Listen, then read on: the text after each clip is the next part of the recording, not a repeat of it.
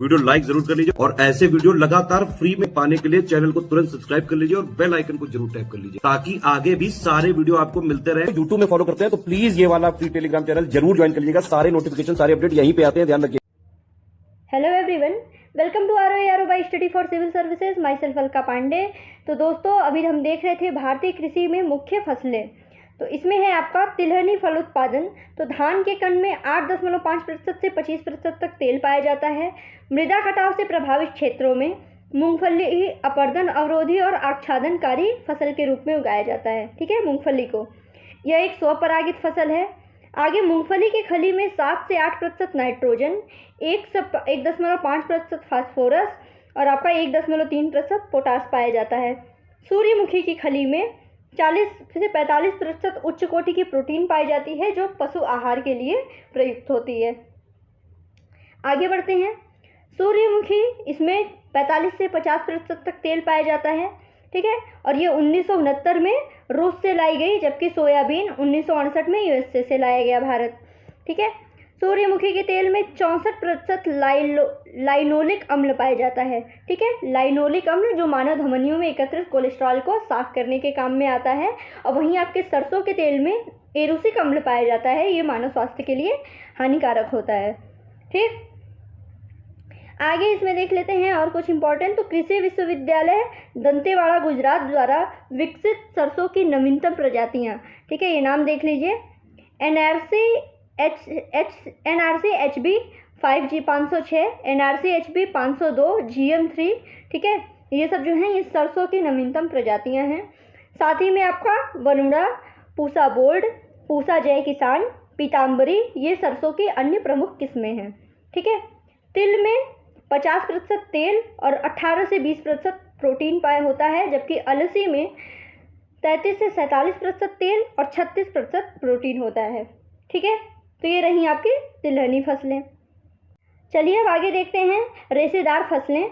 तो कपास, जूट, सन, प्राकृतिक रेशम वगैरह ये सब 4 मुख्य रेशेदार फसलें हैं। ठीक है, तो और आपका रेशम उत्पादन के लिए रेशम कीटों का पालन, ये आपका सेरीकल्चर कहलाता है। ठीक है, आगे देखते हैं कपास।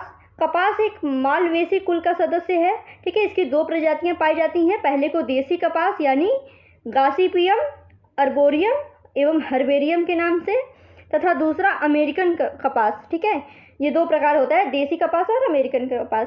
ठीक है, दक्कन पठार के शुष्कतर भागों में काली मिट्टी कपास उत्पादन के लिए उपयुक्त मानी जाती है।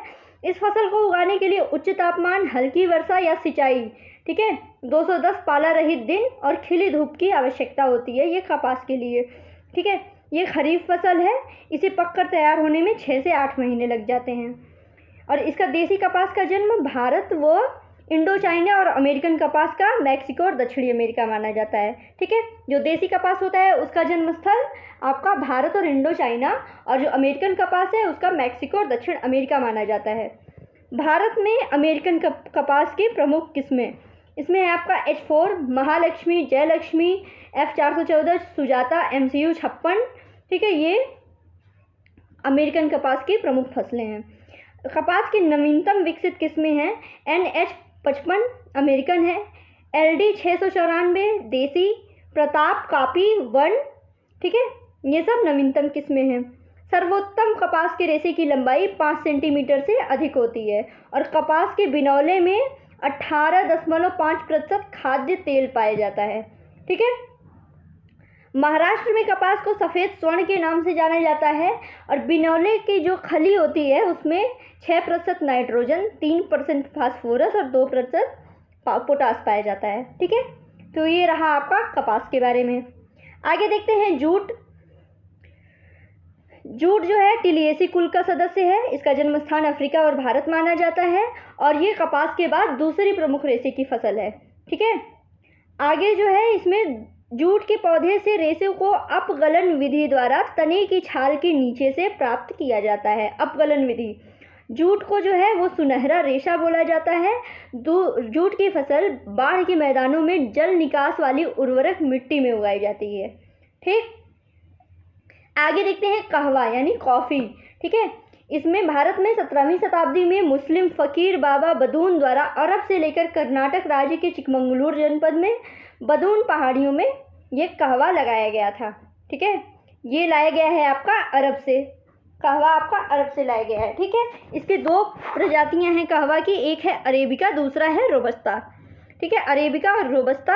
कहवा अधिक धूप नहीं सहन कर पाता, इसके कारण आसपास छायादार वृक्ष लगाए जाते हैं। ठीक है, इसके लिए 15 से 18 डिग्री सेंटीग्रेड का तापमान और 150 से 250 औसत वार्षिक वर्षा की आवश्यकता होती है। ठीक है, पाला इसके कहवा के लिए हानिकारक होता है।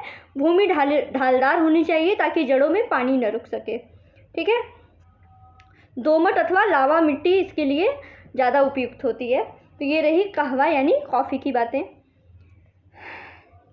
ठीक है, और एक और चीज़ है कि सबसे उच्च कोटि का कहवा अरेबिका होता है। ठीक है, लेकिन ये कीट और रोग से ज़्यादा ग्रसित होता है। आगे चलते हैं, रबड़ के बारे में देखते हैं। तो रबड़ जो है, रबड़ भूमध्य रेखीय क्षेत्र की फसल है, किंतु विशेष परिस्थितियों में उष्ण और उपोष्ण क्षेत्रों में भी उगाई जा सकती है। इसको 200 सेंटीमीटर से अधिक वर्षा और 25 डिग्री सेंटीग्रेड से अधिक तापमान वाली नम और आर्द्र जलवायु की आवश्यकता होती है। मुख्य रूप से केरल, तमिलनाडु, कर्नाटक, अंडमान निकोबार और मेघालय के गारो पहाड़ियों में उगाया जाता है। सर्वप्रथम हेनरी विलियम ने इसके रबड़ के बीज को ब्राज़ील से भारत लेके आए थे। ठीक है, रबर का पौधा 300 मीटर से 700 मीटर के पहाड़ी ढालों पर उगाया जाता है और रबर वृक्ष के दूध लैटेक्स से रबड़ प्राप्त होता है। ठीक है, आगे है गन्ना। गन्ने की बात की जाए तो ये एक है गन्ने की बात करें तो गन्ना एक उष्ण और उपोष्ण कटिबंधीय फसल है। 21 डिग्री से लेकर 27 डिग्री तापमान और 75 से 100 सेंटीमीटर वार्षिक वर्षा वाली उष्ण और आर्द्र जलवायु, ठीक है, गन्ने के लिए आवश्यक होती है। कम वर्षा वाले प्रदेशों में सिंचाई की आवश्यकता होती है। इसे अनेक प्रकार की मिट्टियों में उगाया जा सकता है और बुआई से लेकर कटाई तक काफ़ी शारीरिक श्रम की आवश्यकता होती है। काफ़ी इंपॉर्टेंट है, इसके बारे में कुछ इंपॉर्टेंट फैक्ट देख लेते हैं। कुल इसका ग्रैमिनी है, तापमान 21 से 27 और वर्षा जो है आपका 75 से 100 सेंटीमीटर। बोने का समय इसका शरद ऋतु अक्टूबर से नवंबर और बसंत ऋतु में फरवरी से मार्च। बीज की मात्रा पर हेक्टेयर तो 40 से 50 हज़ार टुकड़े, ठीक है, या फिर 40 से 60 कुंटल।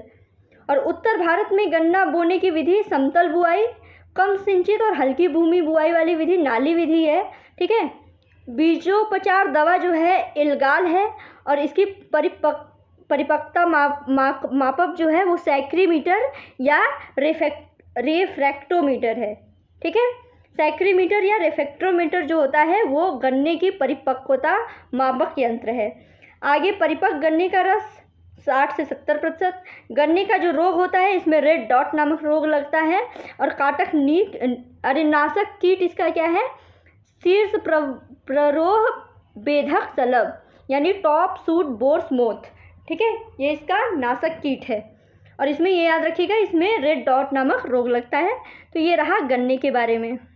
ठीक है, तो दोस्तों इतना ये आपका मुख्य फसलें यहाँ पे कंप्लीट होती हैं। Thank you so much.